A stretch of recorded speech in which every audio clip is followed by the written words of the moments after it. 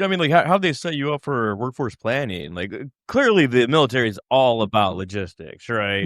Well, exactly. So that's exactly how I kind of got my foot in the door there. So wherever everybody's, definition of workforce planning is, how do we start to build a common understanding of what it is? How do we help leaders and HR practitioners or finance practitioners understand what the benefit of it is, and the steps that we need to take to actually realize those benefits, and then start to kind of build out that operating. But, before agents existed and before AI was really prevalent, there were also super teams that existed. One of which that I think a lot of people actually have been very curious about over years is what you guys built over at Nike a while back. And we've had a few of those alumni on the podcast before. Nobody ever wants to talk about the Justice League that you guys had over there. But can you tell us the Nike story at all?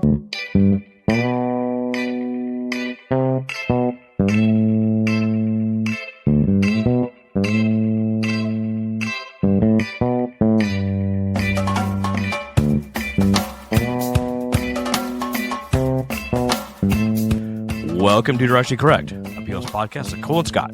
Today's guest, Sparkman, head of workforce planning at Nutrien and author of Strategic Workforce Planning. Hey, Directionally Correct fans. If you're looking to stay connected to the podcast, make sure to subscribe to our Substack newsletter, watch our videos on YouTube, or listen to the podcast on your app of choice. This podcast is dedicated to you to help educate and entertain you on how to effectively do people analytics. We are a listener-supported podcast, so please consider becoming a patron. If you'd like to support the podcast by becoming a patron, you can find a link to sign up in the show notes or at patron.podbean.com/directionallycorrect. Thanks for being a listener.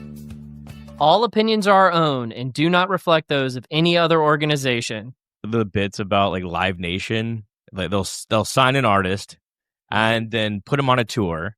Mm-hmm. Well, first they give him like $1 million advance. Mm-hmm. They put them on a tour in their venues in which the artist has to pay back the advance from the venue. Live Nation controls the ticket price. It could be $100 one day. It could be $10 the next day. They don't get any of the parking. They don't get any of like the alcohol sales. I think they can have their own merch sales. Oh, wow. But like they get like hardly anything from these contracts. It's really insidious. I've heard musicians really hate Live Nation and Ticketmaster. Yeah. And I've heard like Zach Bryan always talks about he tries to do, non-Live Nation shows and things like that. But I didn't know that part of what you were saying. I just assumed it was because I feel like it was like ticket gouging or whatever they call it. Yeah. Price gouging or price gouging. But I didn't know it was like a whole ecosystem where they control the entire thing. Well, yeah, they have it end to end, right? And they got you by the short and curlies, right? Yeah. Yeah, I just wonder, how do you get around that, do you think? Or can you get around it? I think you have to do something like Louis C.K. He put on his own tour, sold his own tickets, booked his own theaters, this sort of thing. Yeah. But I mean, that's really hard in itself. In a band, a comedian's one thing. Like you can fly around the nation, pick up a microphone and do your thing. Yeah, you have to go like full farmer mode. You're churning your own butter to sell like your like there's no way around. Like you got at the very least probably a guitar. Then you got a drum kit and like I mean all this sort of shit's got to be shipped everywhere. And you got people like to handle it. The whole deal. All right, a lot of mouths to feed. That's what I'm saying. How's it going, Ross? Hey, how's it going, gentlemen? Can you hear me? Yeah. Got you good. Oh, sweet. Okay, good. Oh, fantastic. One issue already avoided, any kind of audio or visual challenges. Well, you can't fix the way we look, Yeah. Like that's the one thing they can't fix. I guess you can. I don't think you would want to fix the way you guys look, would you? I mean, come on, look at this. This is amazing.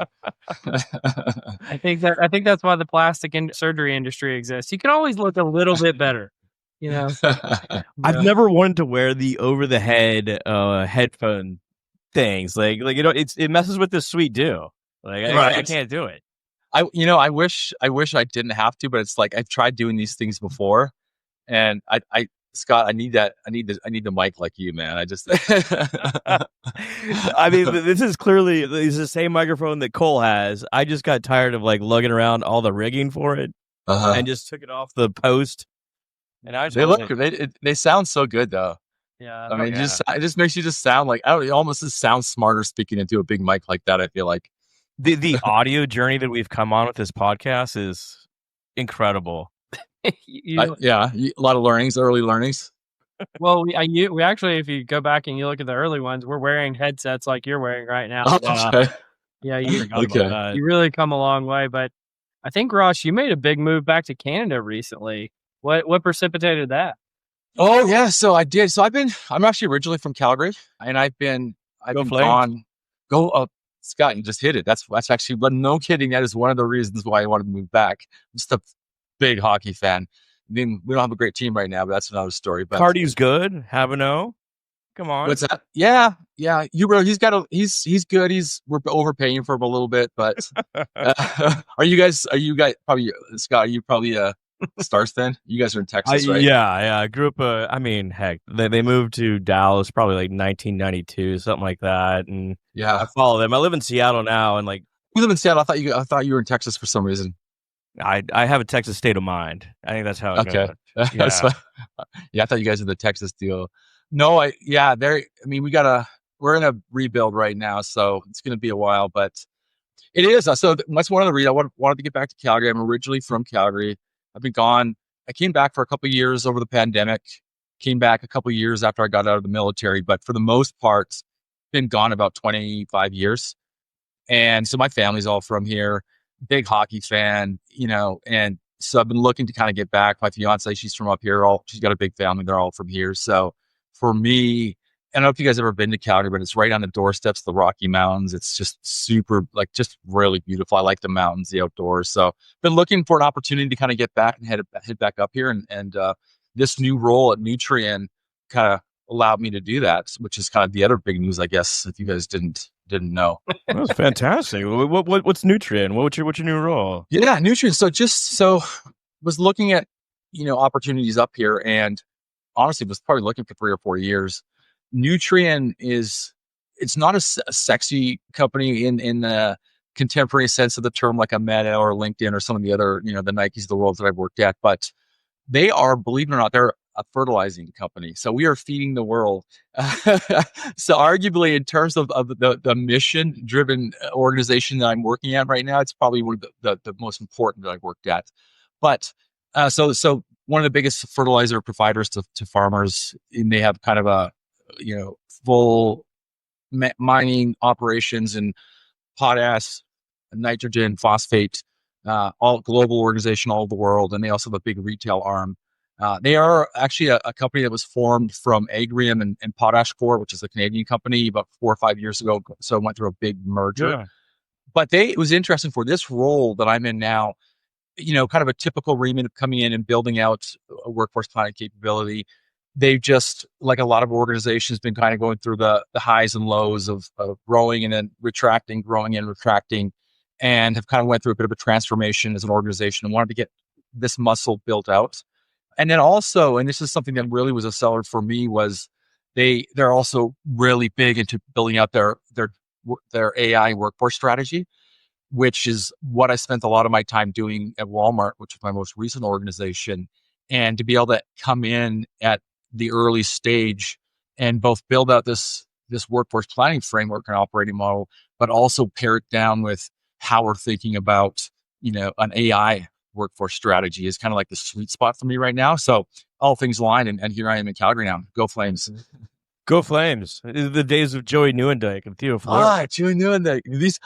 These are my guys. Those are like, happiest day of my life was I still remember, I was 12 years old. I probably shouldn't say this is the happiest day of my life. I'll be honest, it's one of the happiest days of my life. May 25th, 1989, Calgary Flames win the Stanley Cup.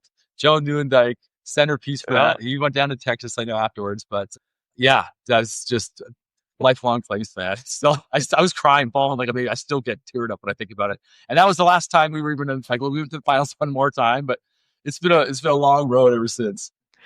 Cole, we got to do a show at the Saddle Dome. That's yeah, totally. You better do it soon too, because we only got about 2 years left for building a new stadium. Really? And so they're going to knock down this. Yeah, we're knocking down the Saddle Dome. And that's going to be another emotional day for me, to be honest. Yeah. I mean, it makes sense that Nutrien would be located in Calgary, like the big rodeo there, like all this sort of stuff goes on. Exactly. And they're a big sponsor, to be honest. Yeah, of the rodeo. That's actually where I first learned about them. They're kind of all over the Stampede. So I used to see Nutrien kind of all over the place. And yeah, I was like, oh, I know Nutrien, but I didn't really know what they did. Now I do, obviously. But yeah. Well, I'm sure your family is super happy to hear that your best day of your life was nothing to do with them. I really, that really comes out of my mouth too easily. I really have to I have to really be careful the way I say that. But it was very, very happy day. It was a long time ago. Well, I should have asked you this before, and you said you were a veteran, but I was thinking about it. So were you in the armed forces for Canada or for the United States? US, yeah. So I guess that's probably a good question. So I actually have dual citizenship. So I was in the US military. And I joined the US military just because there's more action, more excitement there, I think, than the Canadian, Wow. And I'm not talking about going out like, wild. But it was just like more opportunity. I think I wanted to have the chance to kind of go overseas. And there was a lot of educational opportunities in the US military. It still is. And I took full advantage of those. And so when I actually, was funny, I drove down to Montana. My grandpa, I was kind of at this inflection point in my life, like, what are you going to do? And I don't know. He's like, have you ever thought about joining the military? I was like, absolutely not. He's like, well, I've heard the U.S. military is a great way to get your school paid for. So we drove down to Great Falls, and 6 days later, I'm in boot camp. Oh my God. And the rest was history. So so the short answer there is I was in the U.S. Navy. Okay. And kind of stationed all over. But I spent a good 8 years in Japan stationed over there, which was really cool. So spent a lot of time kind of, in the Pacific region, East Asia, learning about that culture, which was just amazing. I mean, how'd they set you up for workforce planning? Clearly the military is all about logistics, right? Well, exactly. So that's exactly how I kind of got my foot in the door there. So I would say that a lot of people don't realize this, but the U.S. military is probably 20 years ahead of a lot of private sector organizations with workforce planning. I mean, think about probably a 2 million plus workforce that's been moving people around, everybody around every 2 or 3 years for decades.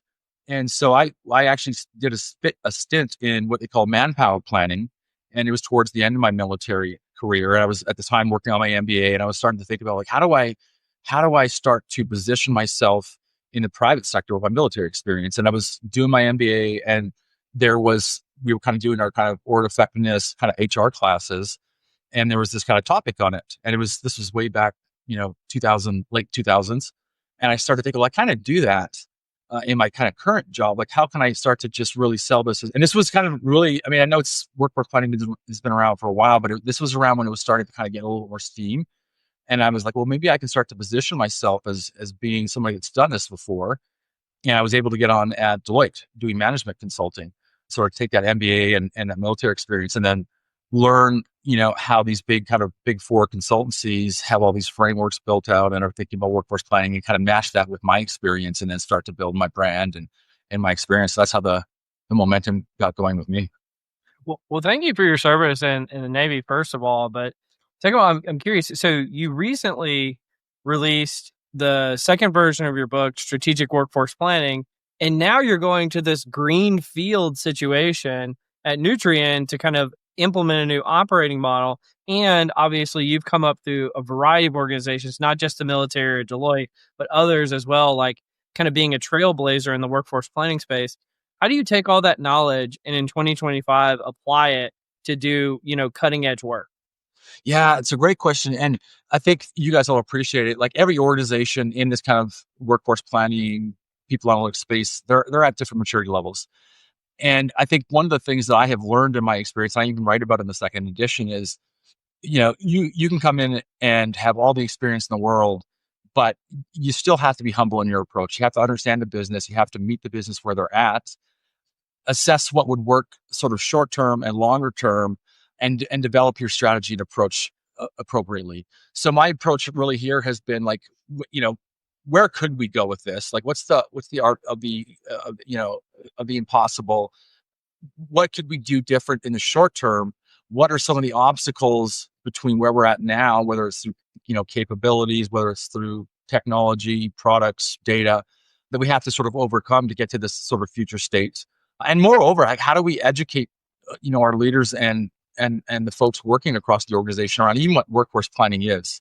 That's the approach that I'm really taking. And that last piece is really important because it's, common theme that I found is there's a lot of different definitions of what workforce planning is.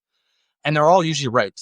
But a lot of people don't, right? And to an extent, a lot of folks I don't think are able to connect all the dots from an end-to-end full operating model. I call it the workforce planning ecosystem between like the headcount budgeting planning process at the start of the year that kind of finance goes on, through position management, through kind of managing short-term operational workforce planning, all the way to that kind of big sexy, like how do we start to build out, scenario modeling and think about all the factors that we need to build out, sort of an optimized workforce. Oh my God, this sounds like the military already, right? Yeah. Exactly. And so what I like to do is just like, where does everybody's, definition of workforce planning is, how do we start to build a common understanding of what it is? How do we help leaders and HR practitioners or finance practitioners understand what the benefit of it is and the steps that we need to take to actually realize those benefits, and then start to kind of build out that operating model.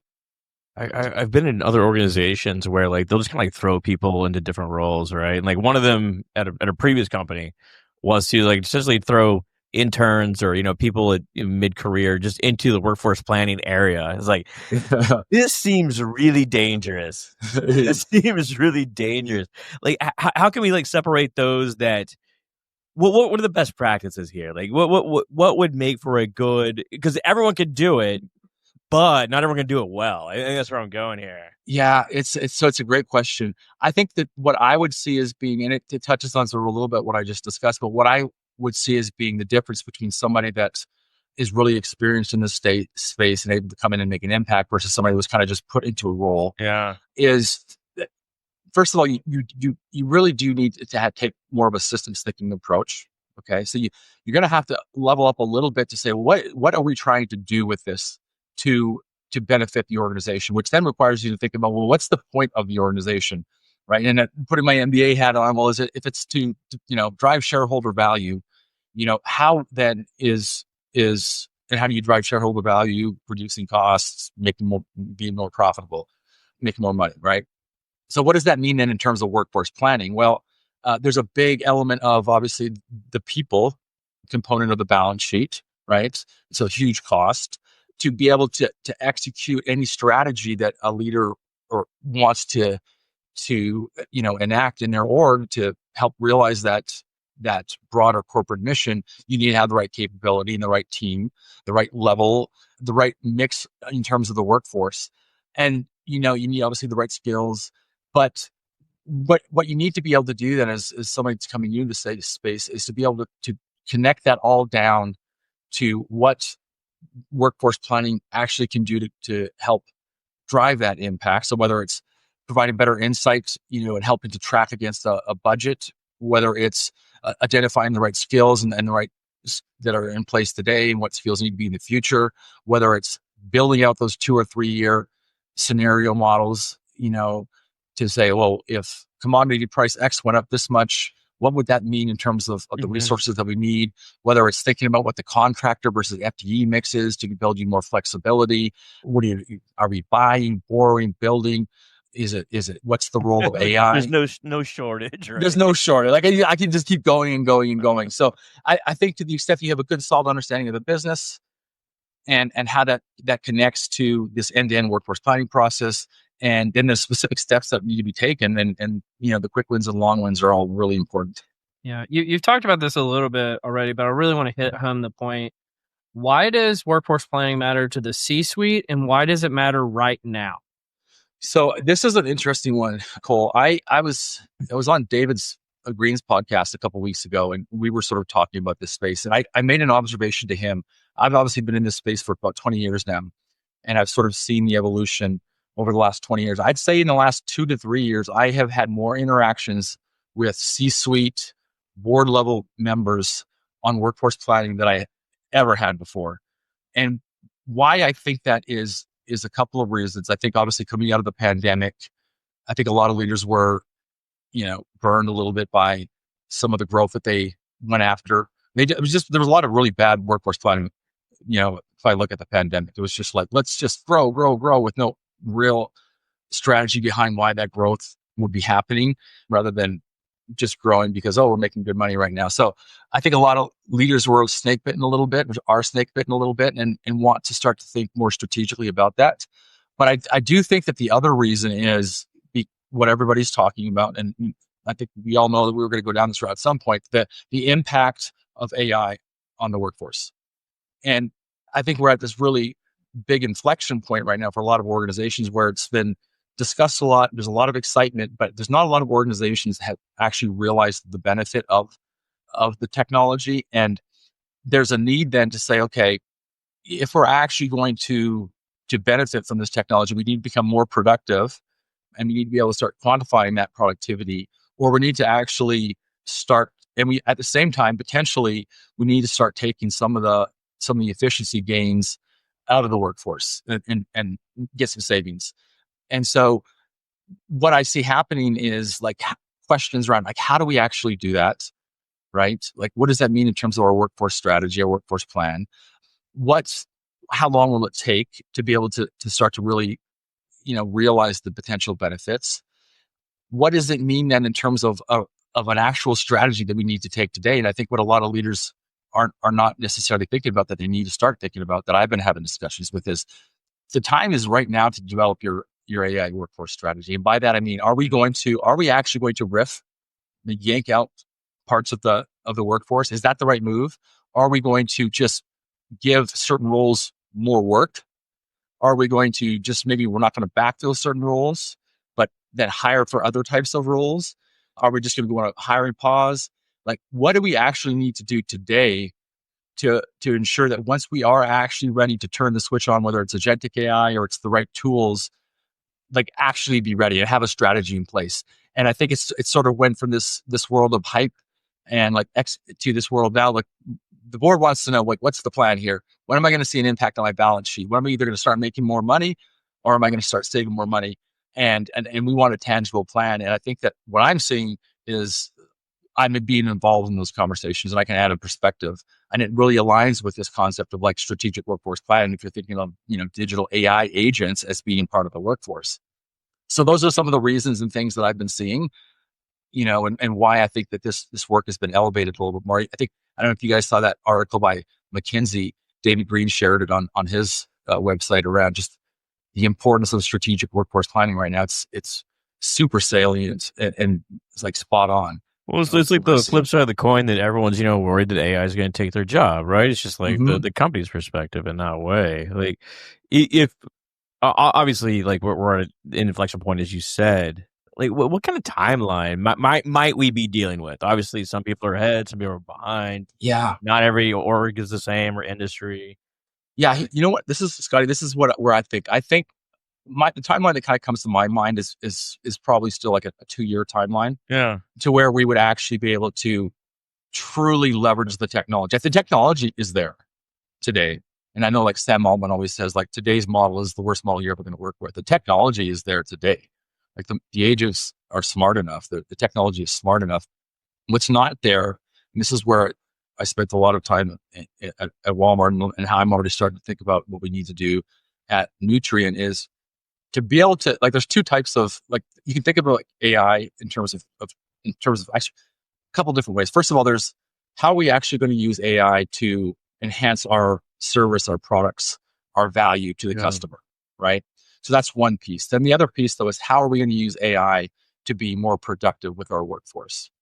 And so I'm kind of playing more in that space. But then within that space, there's two other ways to think about this. There's this sort of horizontal and vertical aspect. The horizontal is, what are the tools and capability that we're putting into the hands of our employees to allow them to do their work better every day? I think that's the stuff that's really evolved a lot over the last year. I think everybody's starting to get more comfortable with it.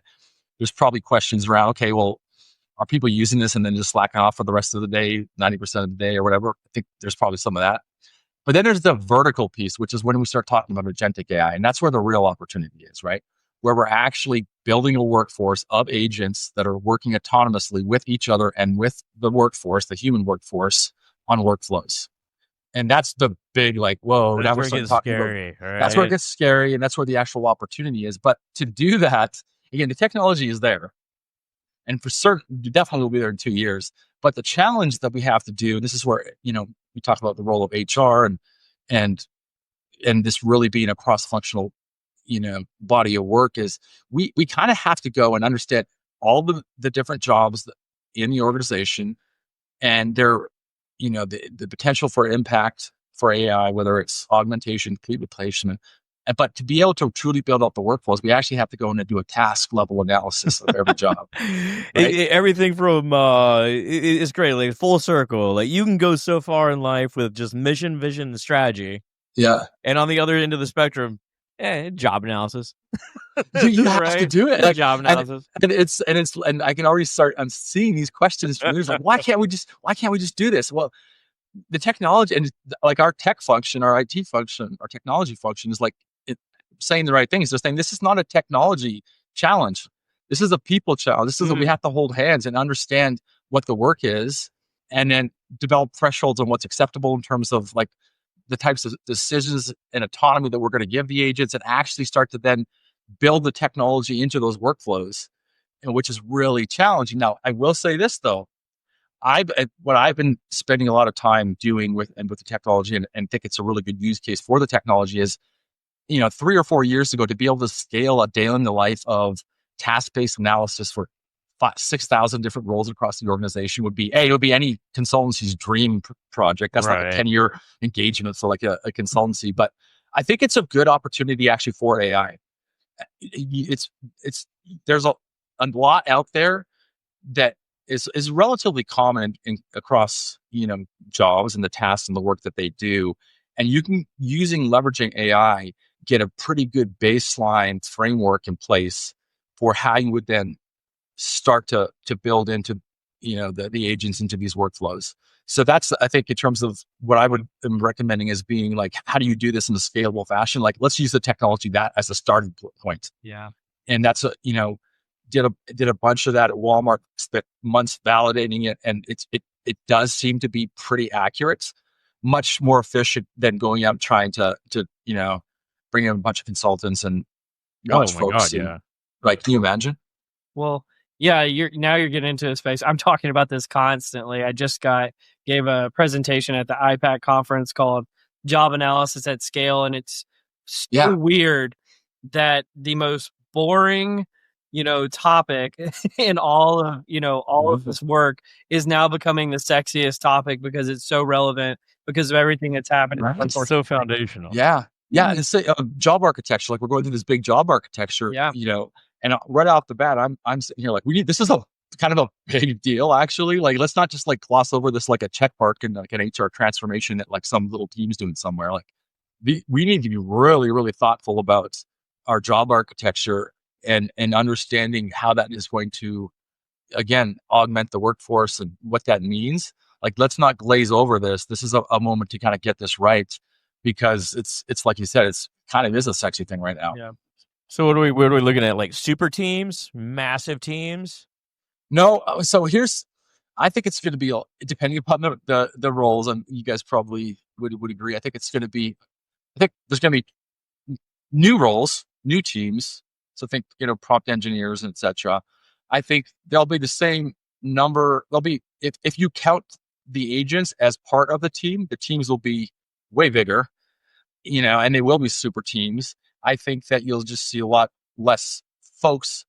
In the ratio of humans to agents will be much more skewed towards the agent side. I'll give you an example of just how I'm, truly thinking about this, and take this for what it's worth. This is my opinion. This is kind of the direction that I'm going. But so, part of my remit is to kind of build out this framework for how we do workforce planning. And you start to kind of right off the bat, you start to go, well, is it a COE? Is it a hub and spoke model? Right off the bat, there's a big capability gap. HR business partners don't necessarily have the capability. And how do you scale my knowledge across the organization? In the past, I would probably say, well, you need to hire X number of resources. You need to kind of build out a team, and we need to sort of have this interaction model. But where I'm at now is I'm thinking 2 years ahead to my earlier point and saying, well, is that something that we really need a team to do? Or would it make more sense building out a co-pilot that has all of my experience, all of my background, everything that I could do at the fingertips of maybe not even HR business partners, maybe your leaders, to where I can prompt this agent to say, hey, give me 3 scenarios for this, site location, factoring in all these economic variables, develop me a forecast, rank them in terms of probability impact, just on and on and on and on and on, which again, like that's the stuff that I've done and my teams have done. Does it make sense to build processes and work around that? Or does it just make sense to acknowledge like, this is the world now? Maybe we just start to design something like that, a co-pilot that we can put into the arms of the leaders. Like could it have been a team of 20 or 10, in this space, or does it make more sense to just have one person that's driving the strategy and putting the technology in the hands of the leaders and the HR partners? And that's the direction I'm going. Yeah. And like I said, we're at an inflection point. Let's see where we're at 2 years from now. But that's where I see the technology headed and the work headed. That's just one example, right? and that's why I'm here today to announce Ross GPT. Kind of. And here's the first prompt. I've been having these conversations, and it can be difficult, a little bit uncomfortable. To an extent, I'm talking myself out of a job, but at the same time, I've also done a lot of, based on what I've been, doing in this space. It's clear that the folks that are on board earlier and that understand the technology and that are engaged in building out solutions like this, and thinking from a leadership perspective, like how do we work with this technology? Like these are the traits that are going to be rewarded in the future, and that leaders are going to have. And I think that you're going to see 2 types of schools of thoughts here: the people that resist it and nope, it's not going to happen. Maybe they're right. We don't know. We'll see in a couple of years. Or the people that are, let's see. Let's think about 2 years. Let's leapfrog where we're at today. And I think there's more job security in the latter than taking the resistor approach. I mean, it's definitely going to happen. It's just like how soon and what it's going to look like, right? What it's going to look like, exactly. Yeah. Did you guys read that essay that Sam Altman dropped about 3 weeks ago? No, what was that? On his blog? I thought it was a really. I'll ping you guys the link, but he dropped an essay, and I think it was about 3 weeks ago. It was one of the most interesting, revolutionary reads I've ever. Again, maybe it's a little bit hyperbole, whatever.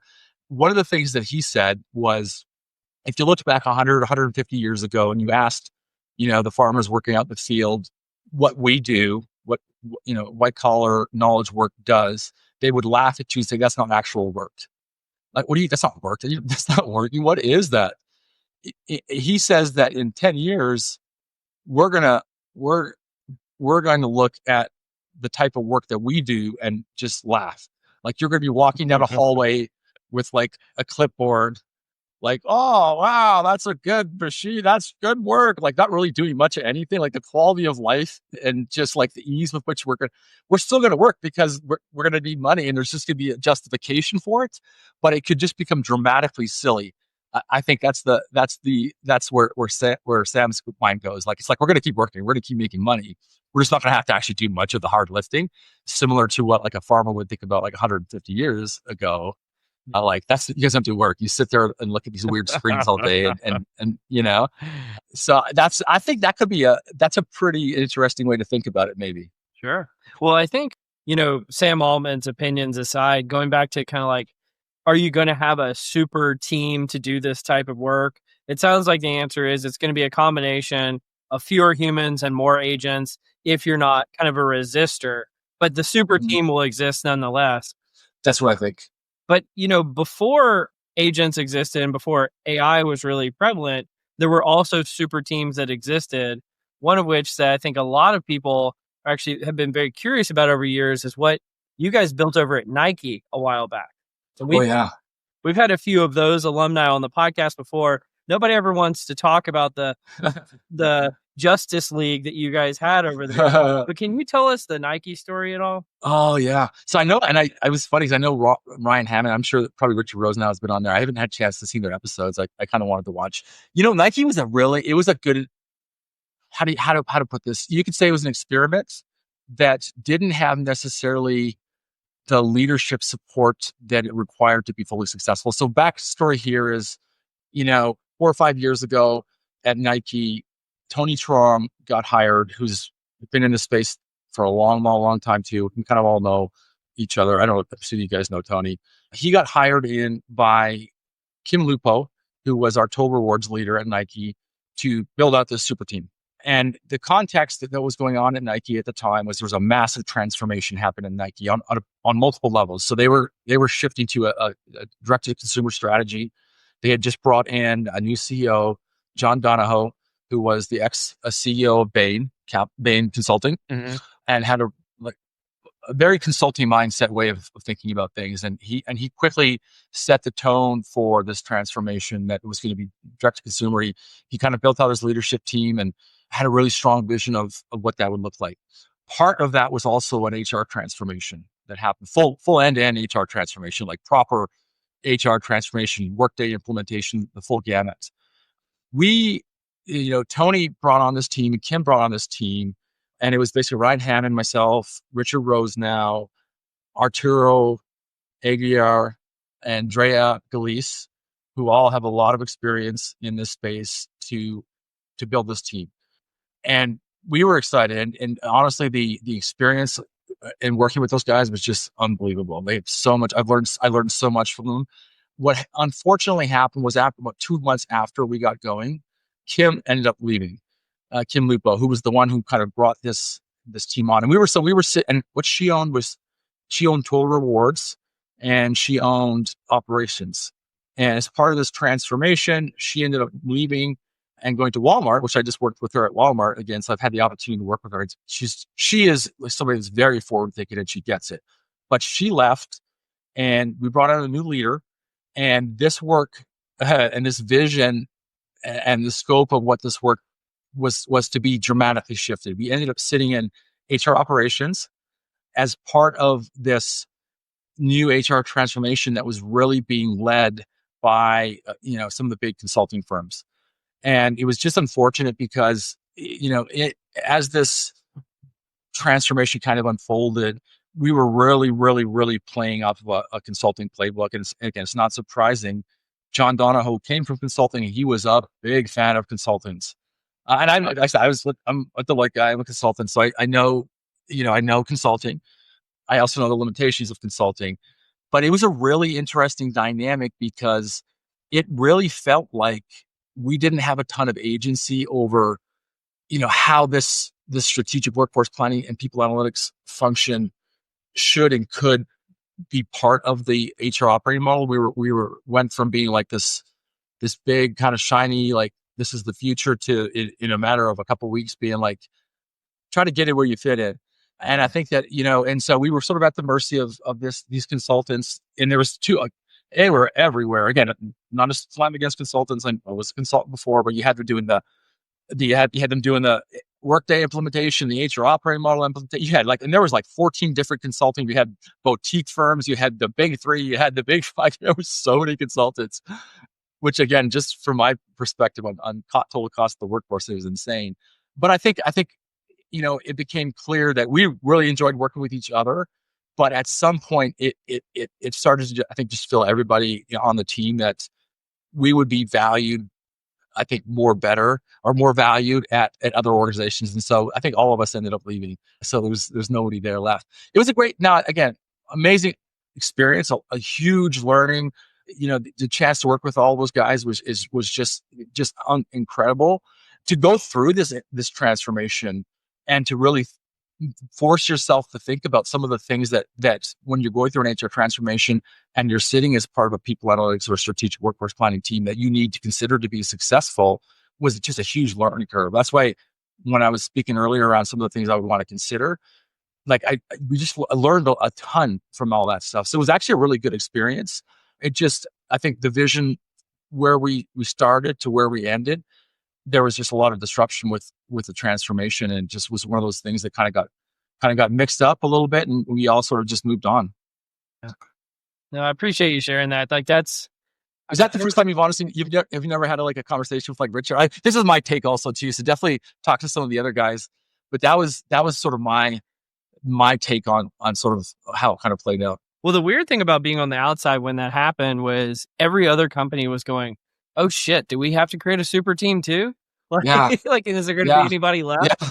And so it was a very interesting time, and I really appreciate you sharing. Scott, are you ready for the confusion matrix, or you have one other thing you want to chat about? Yeah, I thought that you were going to talk about the time in Nike that you saw like Tiger Woods walking around Beaverton or something like that. That's the story I wanted to hear. I think I never had a good, I was working remote. That was another thing that I think probably made it a little bit more challenging. I never got any of the good, like everybody had like a Michael Jordan bumped into Michael Jordan story or a Tiger Woods story, like literally everybody. And Michael Jordan's probably the one person where I would like, I'm a little bit starstruck by, like, I'd want an autograph. And that just, I never got a good chance to see. Oh, it's just Drake used to come there a lot. So Drake was probably the biggest star that I saw. I've been invited there a couple of times. It's really magical campus. It's pretty cool. Yeah. It's pretty cool. Yeah. The thing I miss from those days, Ross, is you in your Nike jumpsuit pictures. So this is a Tony Trong thing. And so, yeah, there's a story about Nike. It is a real thing that you have to be decked out in Nike. Yep. Like, do not show up 100% in anything but Nike. And so I was like, that's what Tony sent us as all the clothes I was wearing in that picture. Tony sent us in our kind of onboarding package. It was just awesome. We got so much good Nike swag. Yeah, and the discounts are a real thing there. It's just insane. I got so much good Nike swag and gear now. It was worth it working there alone just for the Nike product I got. Fantastic. All right, you want to do this little confusion matrix? Yeah, let's do some confusion matrix. The confusion matrix. And I will say, as someone that used to build gas stations, we don't really do real work, honestly. Like, that's like, fucking hard work, dude. Come on now. Exactly. Okay, we'll do a little research roulette. So your job is, I'm going to present 3 different article titles. Your job is to identify the real one. 2 are fake, 1 is real. Okay. And like everyone's playing here. here. And unfortunately, I don't have the lights on in this room, so I can't really see my notes. But okay, so it's going to be an adventure. Okay, number 1. Advanced vertical mobility in domestic felines. Why cats land on their feet. So cats landing on their feet. I feel like you used that one before. I have not. Okay, well, let's see. There are common themes, though. Well, maybe it's the same one. I mean, to me, it's definitely a question I've always pondered. So I can't imagine if it's something that I pondered. There hasn't been a lot of researchers that have pondered it. So I say yes, real. Cool. Yeah, cool. Okay, well, let's keep going. I want to hear the 2. Involuntary facial responses to citrus stimuli. Why people make weird faces when eating lemons. All right. What's number 3? Someone actually study this. Okay, 3rd. Consequences of erudite vernacular utilized irrespective of necessary problems with using long words needlessly. Interesting. Okay, so please don't make me repeat that one. It's erudite long words. It's cats landing on their feet was the first one, and then what was the second one? Involuntary faces. Involuntary faces. Okay. So Ross, which one do you think is real? It's 1 real, 2 are false, correct? Correct. 1 real. Okay. Oh, I thought it was 2 real, 1 false. 1 real, 2 false. Oh, this feels like a trick one because so what's cats falling?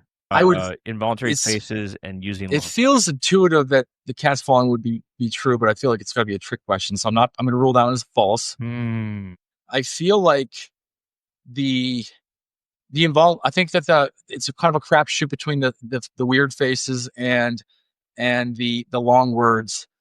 I'm going to say that the weird faces is also false, and that there's some people that have been sitting around wonder why people use these big words. Is it something to do with an ego thing, or I don't know? That's my guess. Okay, you're going with the long words, Cole. What say you? I still think we used the cat one before in the past, and so I think it's a fake one. I actually agree with Ross. I wasn't intrigued by the second one, so I think it's the long words. Both of you are correct. Oh, both of you are correct. Sweet. Nailed it. I didn't write down any of the details of it, like the journal of the year or anything like that, but it is real. Like I did see a clip, and I pulled it off of Google Scholar. Well, congratulations. Yeah. Do I get a prize for that? Yeah. Yes. Cole will make you a social media tile that you can share with all your friends and families. Yeah. When you guys had this confusion matrix kind of thing going on. I was expecting that I was going to like get tested and have to build some sort of like a classification model in Python in real time and like show that I was like some sort of like super like ML nerd or something like that. I appreciate that it wasn't as difficult as doing something like that. It's just a great people analytics term, right? Yeah. I think we're proving what a double entendre is.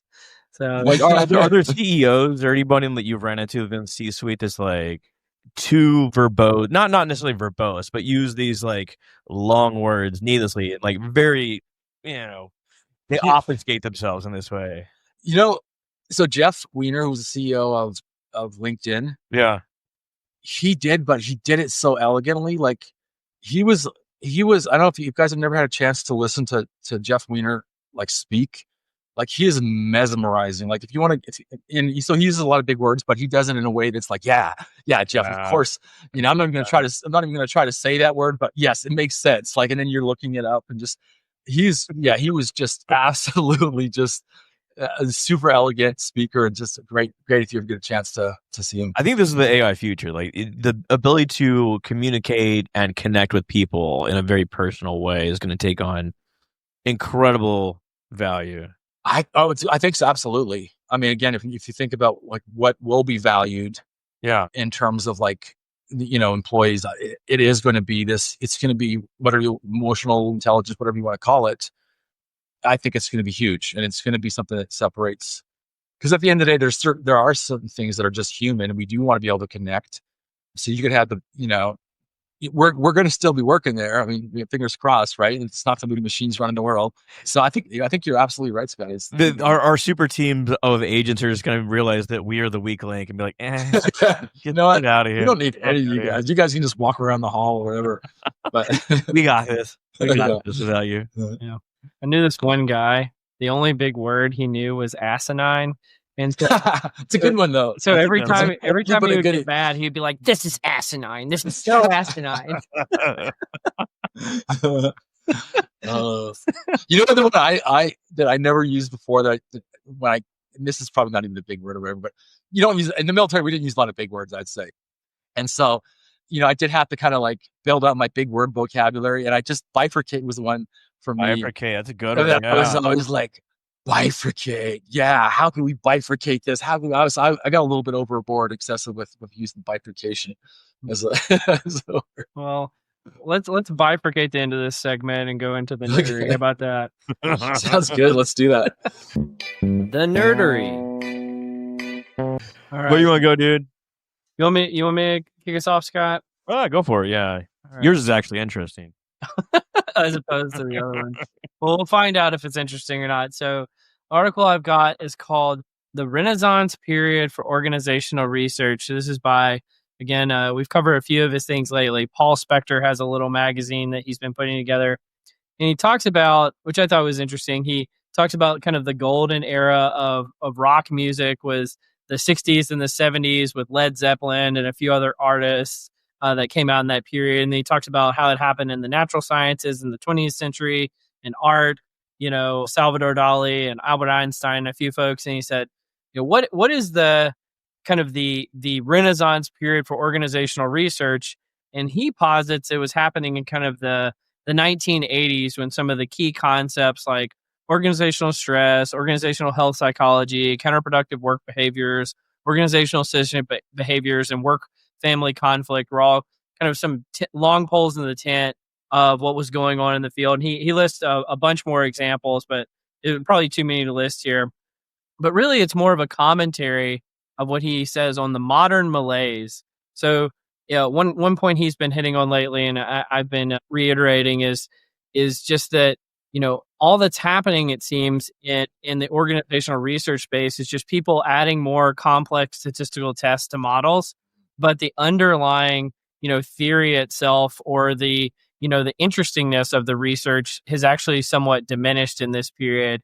And so I wanted to get you guys' thoughts on this. What do you think about the Renaissance period for organizational research?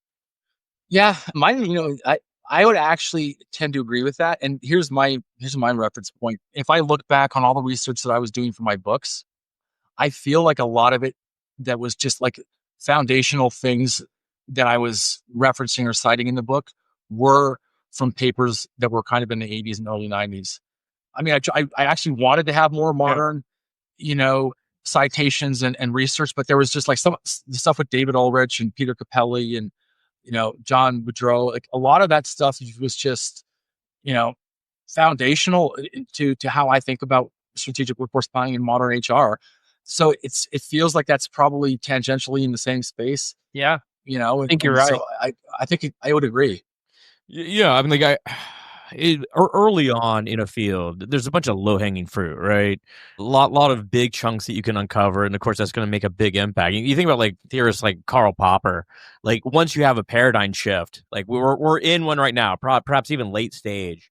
We'll have another one, and then we'll be able to add new value that way. But now the whole way to get your name out there, or like even try to like explain the remaining variants, is to go more complicated and less easily understood. Yeah, and which is exactly, I think, what we're like to the point in the paper, what we're kind of seeing, right? Yeah. Well, and I mean, I think we covered this probably 6 or 7 months ago, but somebody had posted the original IO psychology text from Hugo Munsterberg that came out in like 1920. Yeah. And I went back and actually read like probably 2/3 of the book. It still holds up. All the low-hanging fruit that Scott mentioned was all identified in like 1920. Yeah. And people are still talking about it today. Honestly, it was a really good book. It was a much easier read than most of the academic articles we read now. Yeah. And I was like, why can't we write like this anymore? It was fantastic. Plain language, because there's not like crazy vernacular. Right? Right, there you go, right? Yeah. Not crazy vernacular. And like, you'll hear this in different organizations as well. It's like, well, like all the research you're talking about is external. That doesn't apply to us. You're still fucking humans. Everyone still has the same sort of like things going on. There's, yes, it's going to apply. Exactly. Well, Scott, which one do you want to go to next? We'll do the pivot penalty. All right. I found this wildly interesting. So we covered some time ago the idea that if you to advance your career, you like essentially explore the different environment and then hit on something really good. Think of like Pablo Picasso. Like early on in his career, like he was like a Dutch master, like very sort of realistic paintings. And later on, he became the abstract that we're all like sort of familiar with. This article, they assigned cosine similarities to the works of, there's like 2 million articles from 1970 to 2015, something like that. And they identified the career paths of different folks, and they hit on something a little bit different. So researchers that switched genres within their own work corpus had lower impact. So the lowest switching pivot work had about a 7.4% chance of having a very high citation count. The very high pivot ranking for internal work had about a 2.2% chance of achieving the same mark. So essentially what he's saying is like, if you're like making a big jump in the field, like the chances that you're going to make an impact are much lower. And like they theorize that it's about, tapping a new audience or getting into a new journal that has their own sort of things, that sort of thing. But it happens at all career stages. And even when like certain things like COVID, like push people into different sort of areas. Sort of an interesting take. I thought this one was really interesting. And if I was to kind of think about this in terms of, again, like talent management or career mobility, if I'm understanding this right, basically what we're saying is we should probably rethink this concept of specialization versus generalization. I mean, again, from an organizational performance perspective, right? Like I took this to basically say that it's basically saying stick with what you're good at. Yeah, it's gonna be hard to like convey what you're the new field that you got to like learn. Yeah, you become a novice all of a sudden. Yeah, which I mean, I guess that makes sense, right? I thought that was a pretty interesting one, and it intuitively it makes sense. It's just, is there a world where you can like are there more real world applications from a HR kind of like job performance management perspective, or do you think that would just be like truly in academia and research? Yeah, I always go back to the Charlie Munger quote: "If you show me the incentives, I'll show you the outcome." And I think about this in terms of academic research. If the incentives say stay in your lane, only find like one idea and then publish on it for the rest of your career. That, if you want to get tenure, if you want to be well known, you've got to find kind of, again, your tentpole research topic and then just milk that thing forever. Yeah. The reality is what that leads to is kind of this collective action problem, which is science gets worse. Yeah. I mean, you're right. Because you need kind of these boundary spanning research topics that bring around paradigm shifts, which I think aligns with kind of Paul Spector's point from earlier, which is, we had our glory years in the past. How can we recapture the glory years? Well, people have to get out of their lane. But all the incentives are telling them to stay in their lane. And I think it's just, again, an issue of incentives versus the outcomes we want to see.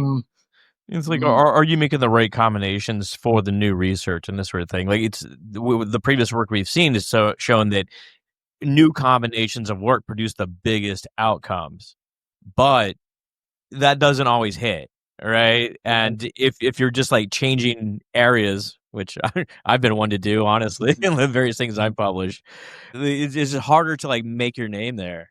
Yeah. I mean, I hear that a lot. I try to publish articles about everything under the sun. And people are like, Cole, if you just, talk about the same topic 5 or 6 times in a row, maybe it would become like get a lot of traction. But I've already moved on 7 months ago to a new topic because I just crave that variety. And so there's definitely a trade-off here.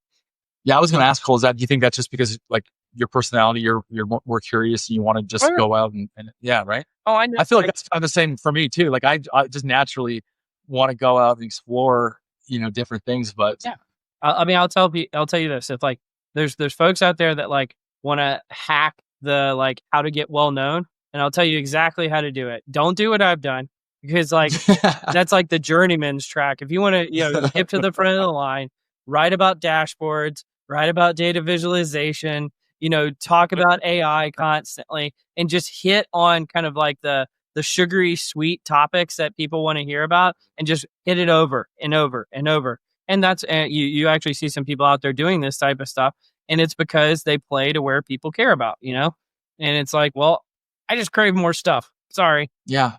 Get bored after a while. I want to see what else is going on out there, and I want to write about it. I think some of that's just at bats too, right? Like if you post like twice a month, you're in the top 1% of LinkedIn posters or something like that. Absolutely. Is that right? I didn't know that statistic. Huh? Yeah, it's a made up stat, but yeah. They say 80% of stats are made up on the spot, right? It's directionally correct anyway. It's directionally correct. Yeah. Come on, guys. Sue me. What's up? Well, Scott, do you want to hit us with the last one? Yeah, this is called influencing choice without awareness. So a few weeks back, we had an article that dealt with how people perceive magic, like magicians, and like, do they think it's like magical thinking, this sort of stuff. And I don't really care about the outcomes of this article. I really thought the methods are funny. So the question is like, we make choices all day, every day, like, but how much agency do we actually have in these choices? So you would essentially like hide food from yourself and like, therefore you're not going to eat, or it's going to be like out of sight, out of mind. Cole and I were talking about this before the pod, like different artists that talk about beer, you're more likely to go drink a beer at the show. Like they love that sort of thing. But what this article did is they had a professional magician do like essentially a pick a card trick. And the way it works is they essentially display one card for a longer duration than the other cards, and that becomes the target card. So in this study, they showed that it was a super high number. 98% of the people, the subjects that they did this to, they picked the target card, and only, 81% thought that they had agency over it. They thought that they had free choice in the system. They replicated this in a laboratory study, had a much lower success rate, but still, they essentially show that we don't have as much free will as we think, and you can be manipulated relatively easily, even when you know that it's happening.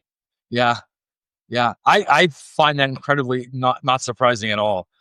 And I think this is probably one of those human behavior pieces again, where there's just some dissonance around how much agency we actually have, and how much we understand our own consciousness, etc. That doesn't surprise me. Everything we're being just puppets manipulated, right? social media, Facebook, like oh my god, the social right? influencers are insane, and everyone thinks that they're making independent choices. Like probably hardly any of the choices you make are independent. I bet. I honestly bet barely any. Like there's been some seed planted somewhere that ultimately, again, whether it was conscious or unconscious, that Yeah. What was that? What was that movie that was that where they went like 2 or 3 layers deep? It was like a Inception.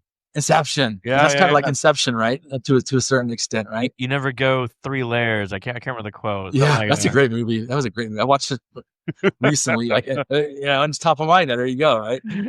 Dream within a dream. Dream within a dream. Yeah. It went super deep.